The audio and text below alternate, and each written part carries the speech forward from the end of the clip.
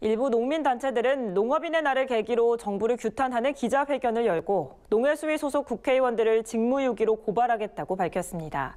WTO 개도국지 포기 선언과 쌀 목표 가격 결정이 늦어지는 데에 대해 정부와 국회를 경고하고 나선 겁니다. 김민경 기자가 농업인의 날의 또 다른 모습을 보도합니다. 농민들이 마음껏 웃어야 할 농업인의 날이지만 성난 농심은 오히려 들끓었습니다.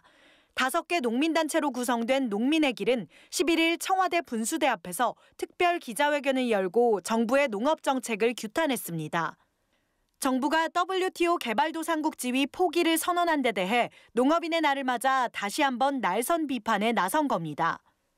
농민의 길은 해마다 농산물값이 폭락하고 농가소득은 20년 전과 다를 바 없는 등 한국 농업의 현실은 참담하다며 이 같은 상황에서 정부가 WTO 개도국 지위를 포기한 것은 제2의 한미 FTA와 같다고 일갈했습니다.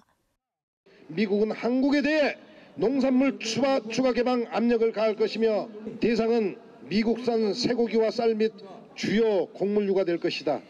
WTO 농업 분야 개도국 지위 포기 선언은 미국산 농산물 추가 수입 선언과 같다. 또 정부가 개도국 지위 포기의 대책으로 변동직불제 폐기를 골자로 한 직불제 개편을 발표했지만 이는 농산물 가격 안정 정책 전부를 포기하는 것과 같다고 주장했습니다. 변동직불제는 추곡수매제가 폐지된 이후 마지막 남은 쌀 가격 안정 장치라는 겁니다. 농민의 길은 이달 30일 전국 농민대회를 열고 WTO 개도국 지위 포기 선언 원천 무효와 쌀값 안정 대책 없는 변동직불제 폐기 저지 투쟁을 이어갈 계획이라고 밝혔습니다. 정부에서 쌀만은 꼭 지켜주겠다. 518% 관세로 해서 쌀을 지켜주겠다 하는 그 안도 지금 직불금 개편안에 포함돼서 버림을 받고 있습니다. 직불제 개편안 여기에 농민들에게 해서는 안 될 독소 조항까지 포함시켜서 정부에서는 밀어붙이려고 하고 있습니다. 또 이날 국회에선 전국농민회 총연맹과 전국여성농민회 총연합, 전국쌀생산자협회 등 진보적 성향의 농민단체들이 기자회견을 열고 국회 농림축산식품해양수산위원회 소속 의원들을 직무유기로 고발하겠다고 밝혔습니다.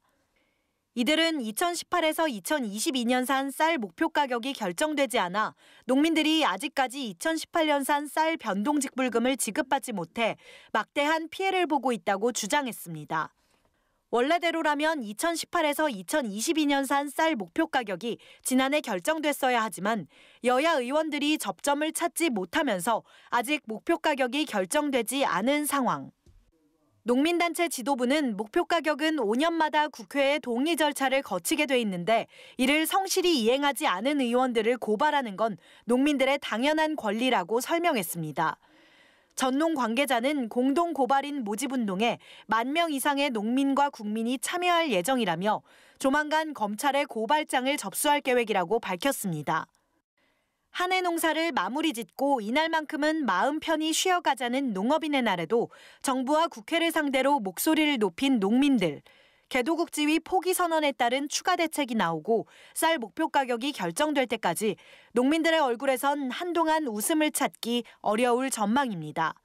NBS 뉴스 김인경입니다.